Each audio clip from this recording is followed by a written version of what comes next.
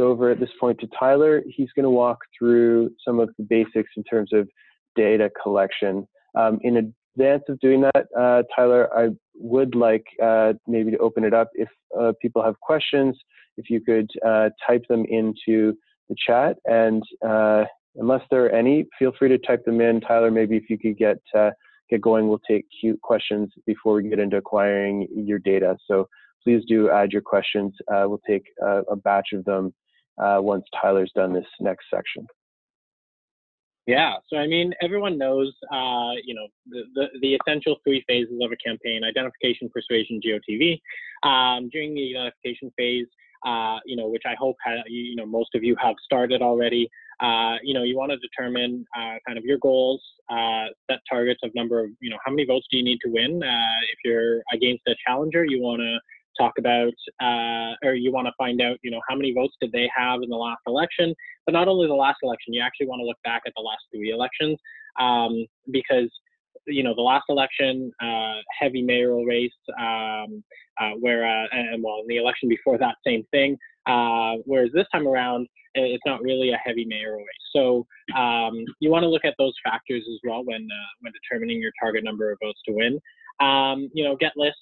We're going to be talking a bit about that. Start canvassing, regardless of whether it's a petition or whatever it may be. But you want to start collecting information right away. You don't get the voters list until September, which is a long way away. And I would hope that you don't wait until September to start canvassing, and that's why you're all here today. So yeah, those are the kind of the identification phase. Coffee parties, and we're talking about some of this stuff because all of this has to do with data. So at coffee parties, the data is a sign-in sheet, or at an event, it's a sign-in sheet or a petition, or if you're at a festival, then there's a petition. And so all of those have data pieces to it. And then same thing when you get into persuasion, right?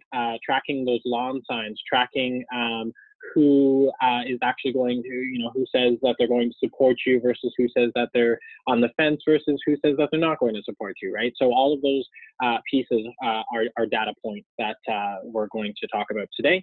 And then, of course, all of it is leading up to your getting out the vote. And, during get out the vote, it's then about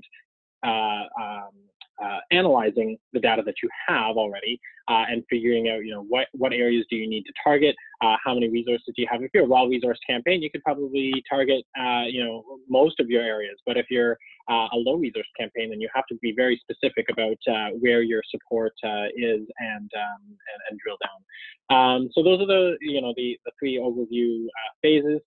Why it's really important to collect this data is because you want to, I've seen it happen so much at this, being at the school board now for 10 years, a majority of trustees do not collect data. And during their election campaign, there's, they don't know who their ones are or their twos. It's really just about getting their name out. And it's because they're such big wards. So if you're working with anybody who is running for trustee, my advice would be do use data. It's how we have built up Chris Moyse from 2014 to 2016 to now is strictly by keeping the lists from previous and knowing who our supporters are, and so we're not going into ground zero. We're not starting from scratch every single election,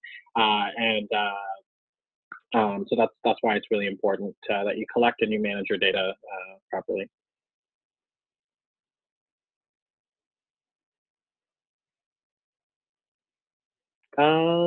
Yeah, I talked about better decisions, but also, the other piece is meaningful contact with voters. So, going beyond the marks, and that's what, Chris and I have really been focusing on with this, with these sessions that we've been doing is,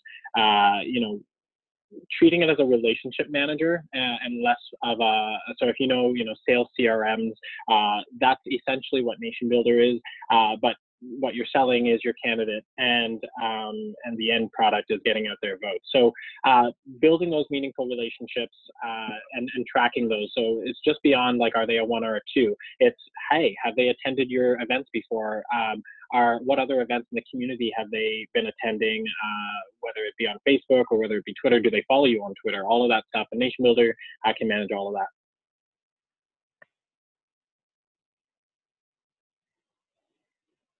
So goal setting, monitoring, and reporting. So, each of those phases we talked about. So, the goal setting throughout the campaign. So phase 2, you're going to be monitoring that, of course, and then and constantly reporting back. But then GOTV is really the strong reporting phase. And one of the things that we'll go into is just that target plan overview. And so, sorry, Chris, can you go to the next slide? Awesome, thanks. So, once you figured out how many votes you need to win, how many of ID'd votes you need, then figure out, how many volunteers do you need, how many casual volunteers you're going to have, what's your fundraising goal, and you might have a fundraising limit in terms of what your max spend is, but always keep in mind that you need to have a buffer because there's fundraising expenses that don't count towards the limit. There's also your audit expense, et cetera, whatever it may be. You want to make sure that you have a bit of a buffer, that you don't just stop because you said, oh well, we've reached our max spending limit. But what these two maps are basically showing is the 2010 results between two different candidates, and you can see where each of their support lies. And so you want to do this type of analysis, especially if you're going to be running a campaign against an incumbent. You want to know, and you want to map out where are their strong areas, where are their weak areas, and you want to obviously target their weak areas and your strong areas. And if you're running in an open seat, still, look at the incumbent, look at the who was the incumbent. Look at a candidate that may be similar in values to you. You always have somewhere to start off, and so it's important to start analyzing that. You're not don't start from fresh. Don't think well, we're a new candidate, so we can't compare ourselves to anybody. There's somebody that you must be able to compare yourself to, just so you have an idea of where to start and where to begin.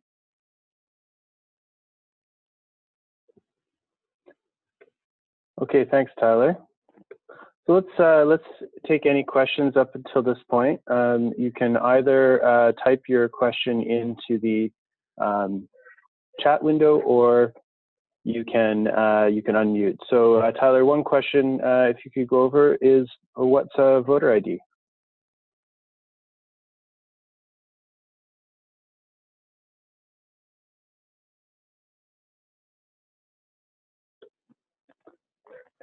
Tyler, I don't know if you're muted. Sorry, I'm not hearing. Sorry, I was. I mute myself just so there's no background noise. So sorry. Voter ID is basically in Nation Builder, and you can create your own structure. But in Nation Builder, a 1 is they're definitely supporting you. A 2 is probably supporting you. A 3 is an undecided. A 4 is probably not voting for you, voting for someone else. And a 5 is definitely voting for someone else. I know, if you've worked in provincial politics, the NDP, the Liberals, Conservatives, they all have their own ways of tracking that. I think the NDP only has 1 through 4.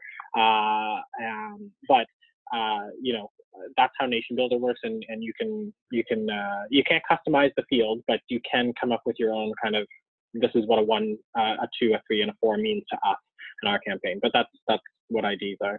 So an ID vote is a weighted metric. No, so when you're at the door, I mean, it sort of is a weighted metric, but when you're at the door and somebody says, you for sure I'm voting for Chris Moyes, they're a 1, right? Typically speaking. If they're, oh, well, I need more information, but, I like you seem kind of good, but, I'm not sure, it's too early to tell. They'd probably be a 2 or a 3. And that's your campaign's judgment. But that's how it would work. And then as you get closer to get out the vote, you want more and more, you want less 3s, and you want more of, 1s, 2s, 3s, or 5.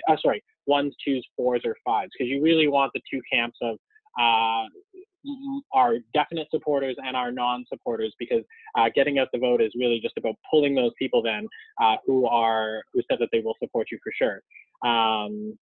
I could get into philosophical, if you have 3s, you should be pulling them as well. But I won't pull a Dave Meslam right now. Yeah. So what I'm going to do is just, because sometimes for this, it's going to be easier just to actually show you here in the system. When we're talking about support IDs in the system in Nation Builder, we're talking 1 strong support to 5 strong oppose. Okay, so just very practically, when we're talking IDing, this is in Nation Builder, where you're going to record in the system from 1 to 5, or if you choose to use fewer numbers, you actually can't change this in Nation Builder. You just have to choose that you're going to use 1, 3, and 5. So I think we do need to move along at this point. Tyler, is there anything else you wanted to mention on that before we head on? Well, actually, sorry, just one thing is just to point out there while you have Nation Builder open is inferred support. So that's a good one to use if you haven't specifically ID people at the door, but if you know, if you encountered them before the election and you think that they might be a supporter, that's a good place to put inferred support. And we use that in between elections so that we can kind of gauge their possible support level. Yeah, we used it as well, and significantly. And Nation Builder, it's certainly helpful if you get, say, a list. A good example is a list from another or a past campaign, or somebody, say your campaign has a partisan stripe or affiliation, and you get a list from somebody else from that same. You likely don't want to assume that those people, just because they voted 4 years ago, or they expressed their intention to vote for somebody 4 years ago, that's necessarily a supporter. So you're going to want to infer that and then confirm. That's not to say that you might on E-Day decide to pull some of your inferred supporters because you've got some sort of data on them, but you just don't want to confuse that with a confirmed supporter. Tyler, I think that we can get more obviously into that when we're talking about supporter data, which is the whole second session. And then the third session in field data is all about collecting those IDs. So we're going to have lots of time to discuss IDs over the coming sessions. But before we get into actually sort of managing the data, we actually have to acquire the data. And so this is what we're going to talk about now. Sort of what are the sources of data that you can tap into for your campaign, and where do you get started? Because for many campaigns, especially new candidates, or if this is the